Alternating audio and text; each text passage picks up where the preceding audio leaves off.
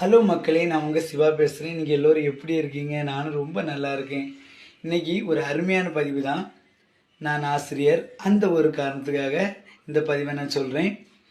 என் அன்பு மாணவ செல்வங்களிடம் நான் சொல்கிறது, அனைவரும் ஒற்றுமையாக இருக்கணும், எந்த ஜாதி மதம் பார்க்கக்கூடாது, நல்ல நண்பர்களாக இருக்கணும்னு சொல்கிறது. அதே மாதிரி தான் என் அன்பு மாணவ செல்வங்கள் என்ன பண்ணுவாங்க, ஃபாலோ பண்ணுவாங்க.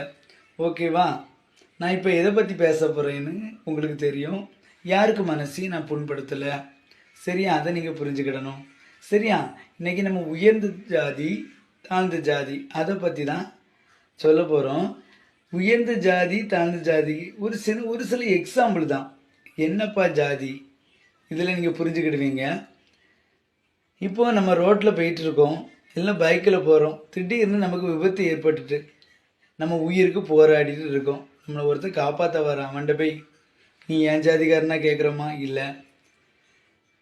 நமக்கு உயிருக்கு போராடிருக்கோம், ஆம்புலன்ஸ் டிரைவர் வந்து நம்மளை வந்து கையை தொட்டு தூக்குறாரு, தூக்கி அந்த ஆம்புலன்ஸில் வைக்காரு.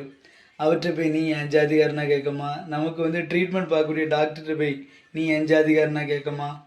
நம்ம உயிருக்கு போராட்டி இருக்கோம், பிளட்டு தேவைப்படுது, நமக்கு ஒருத்தங்க வந்து பிளட்டு தாராங்க, அவர்கிட்ட போய் நீ ஏன் ஜாதிகாரனா கேட்குறோமா? இல்லை. இந்த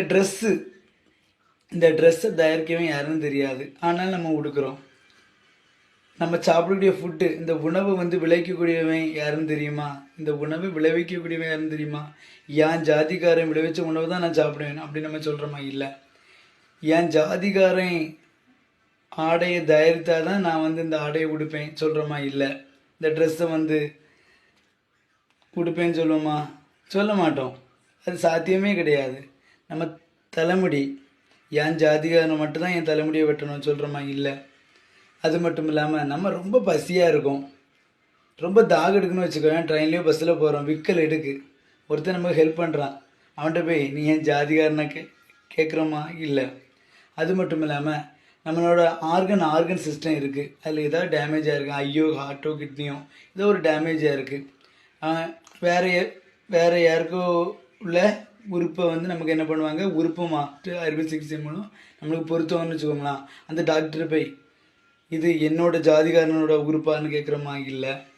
அது மட்டும் இல்லாமல் நம்ம ஹை காஸ்ட் லோ காஸ்ட்னு சொல்கிறோம்ல, எல்லாருக்குமே ஒரே மாதிரியாக தான் என்னது இருக்குது, கை கால் எல்லாம் ஒரே மாதிரியாக தான் இருக்குது, ஆர்கன் சிஸ்டமும் ஒரே மாதிரியாக தான் இருக்குது. இது அதிகமாக இருக்கா?